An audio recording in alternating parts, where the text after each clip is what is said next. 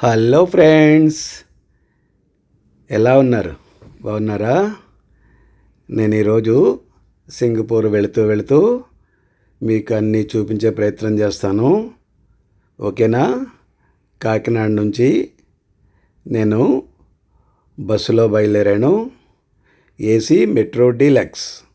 ఈ AC metro deluxe bus ఎలా ఉంటుందంటే, ఎయిర్పోర్ట్లో చూసే ఉంటారు కదా బస్సులు మీరు, అలా ఉంటుందన్నమాట. ఆ బస్సులో బయలుదేరి విశాఖపట్నం వెళ్తున్నాను. విశాఖపట్నం వెళ్ళిన తర్వాత అక్కడ ఎయిర్పోర్ట్లో చెక్-ఇన్, తర్వాత ఇమిగ్రేషన్ చెక్కింగు, తర్వాత సెక్యూరిటీ చెక్కింగు అన్నీ అయిపోయిన తర్వాత ఆ గేట్ నెంబర్ 8 దగ్గర వెయిట్ చేస్తున్నాను. నేను రాత్రి 9 గంటలకే ఎయిర్పోర్ట్ చేరుకున్నాను విశాఖపట్నం. రాత్రి 11 గంటలకి సింగపూర్ ఫ్లైట్.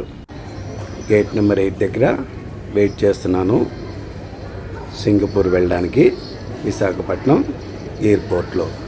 ఇదంతా కూడా విశాఖపట్నం ఎయిర్పోర్ట్. ఇక్కడ గేట్ నెంబర్ 6, 7, 8 3 గేట్లకి వెయిటింగ్ హాల్ ఇది అన్నమాట. గేట్ నెంబర్ 8 ఏమో అప్స్టైర్లో ఉంది, 6 and 7 ఏమో ఈ కిందనే ఉన్నాయన్నమాట. వెయిటింగ్ హాల్ మటుకు అన్నిటికీ ఒకటే ఉంటుంది, కిందనే ఉంది. గేట్ నెంబర్ 6, 7, 8 ఇంటర్నేషనల్ ఫ్లైట్స్కి వెయిటింగ్ రూమ్ అంటే గేట్ నెంబర్ 8 కోసం. గేట్ నెంబర్ 8 దగ్గరగా అంటే గేట్ నెంబర్ 6, 7, 8 వెయిటింగ్ హాల్లో వెయిట్ చేస్తున్నాను. రాత్రి 11 గంటలకి సింగపూర్ ఫ్లైట్. ఓకేనా?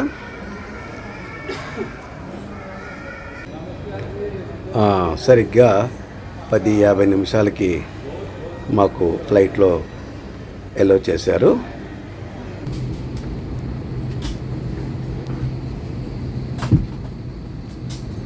తీసుకోండి. సింగపూర్ ఫ్లైట్లో కూర్చున్నాను. సరిగ్గా 4 గంటలు పడుతుంది విశాఖపట్నం నుంచి సింగపూరు.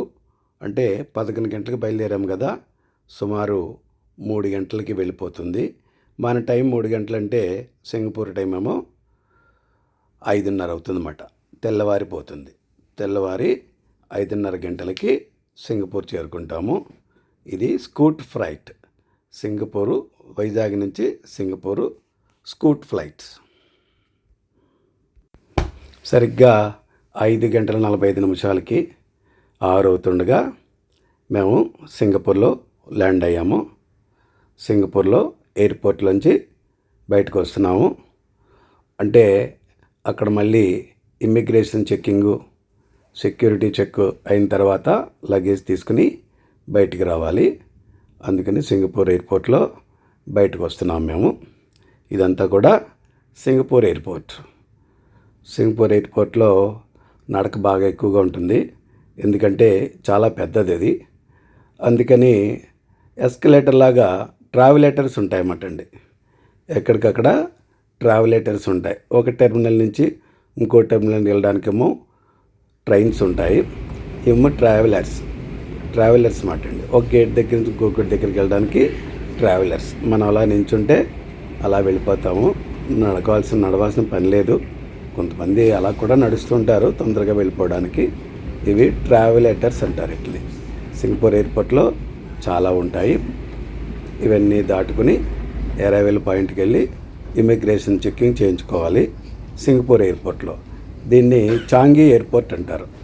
సింగపూర్ ఎయిర్పోర్ట్ని చాంగి ఎయిర్పోర్ట్ అంటారు. ఇదిగోండి, ఇమిగ్రేషన్ చెక్కింగ్కి కిందకి దిగాలి. కింద ఫ్లోర్లో ఇమిగ్రేషన్ చెక్కింగ్ అవుతుంది. ఇప్పుడంతా కూడా ఆటోమేటెడ్ చెక్కింగ్ మాట. 2-3 సెక్యూరిటీ వాళ్ళు ఉంటారు.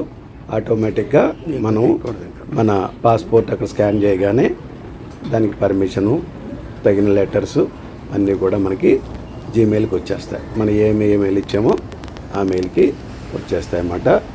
మన విజిటర్స్ కాబట్టి విజిటర్స్ దాంట్లో నుంచి మనం బయటికి వెళ్ళాలి ఆటోమేటెడ్ మిషన్లో. విజిటర్స్ పాస్ అంటే విజిటర్స్ వీసా మనకి 2 నెలలు ఇస్తారు. అయినా సరే అక్కడ మనం ల్యాండ్ అయిన తర్వాత 1 మంత్కి స్టాంప్ వేస్తారు.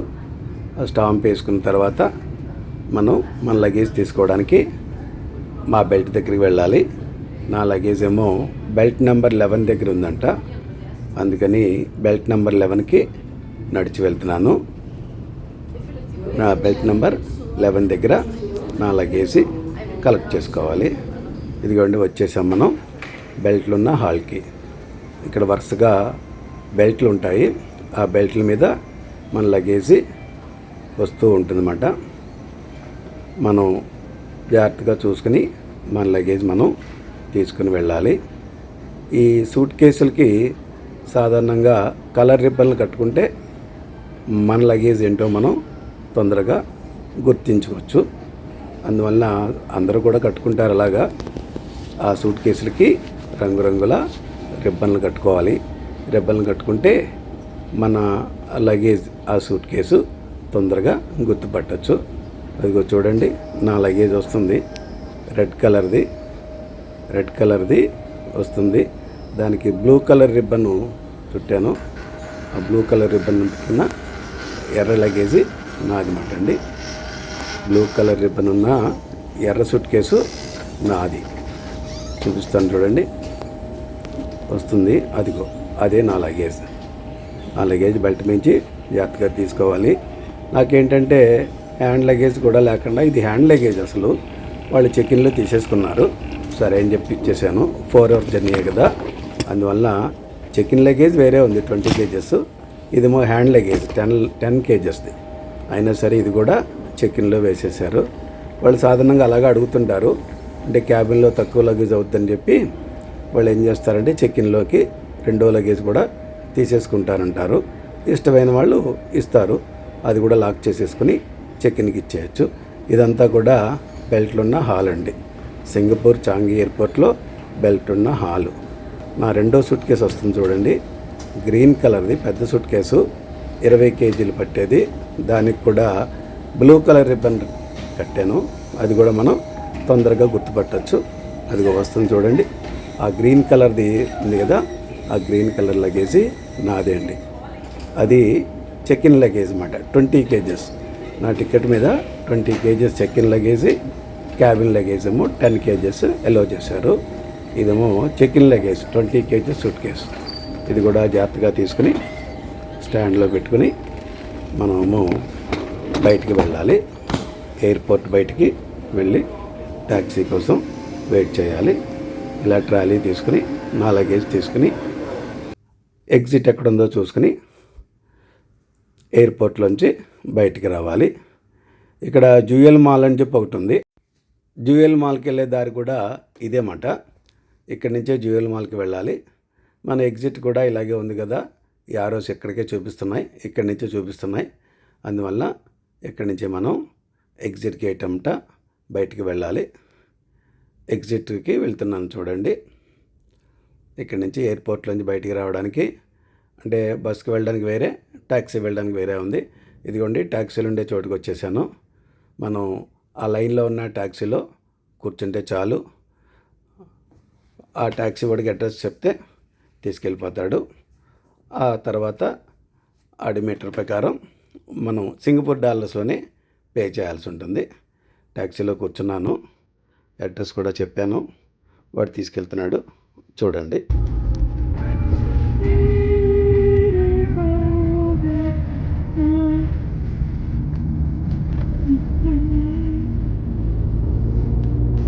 Where you from? Yeah. Visakhapatnam. Huh? Visakhapatnam. Which part? India? India. I know which part. Visakhapatnam. Southern India or what? South India, Andhra Pradesh. Don't worry, you're very safe one, okay? Very safe, don't worry. Okay okay. నేను కొత్త tourist అని ఆ driver ఏమో నాకు ధైర్యం చెప్తున్నాడు, సేఫ్గా తీసుకెళ్తాను, ఏం భయపడుకో అని. నాకు ఇది 5వసారో 6వసారో కాబట్టి నేను ధైర్యంగానే ఉన్నాను. డ్రైవర్ కూడా చాలా కోఆపరేటివ్గా నన్ను నా డెస్టినేషన్ దగ్గరికి తీసుకొచ్చాడు. నేను చెప్పిన అడ్రస్కి తీసుకొచ్చాడు.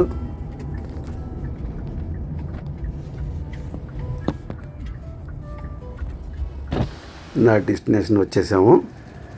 ఈ అపార్ట్మెంట్ కూడా అంతా చూపిస్తాను చూడండి. ఉదయం 6:30 అయింది కాబట్టి ఇంకా లైట్లు కూడా వెలుగుతూనే ఉన్నాయి.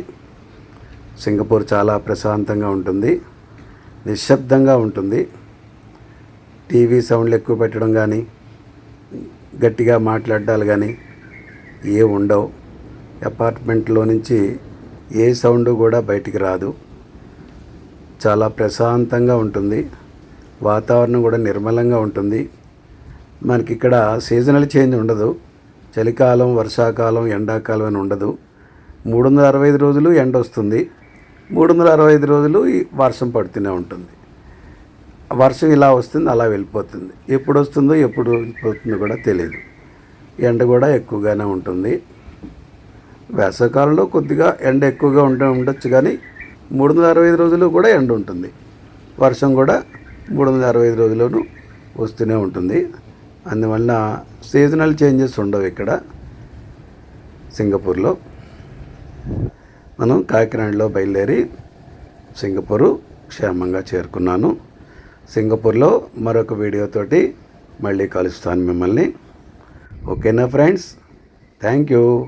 Thank you for watching my Singapore video. See you in my next video.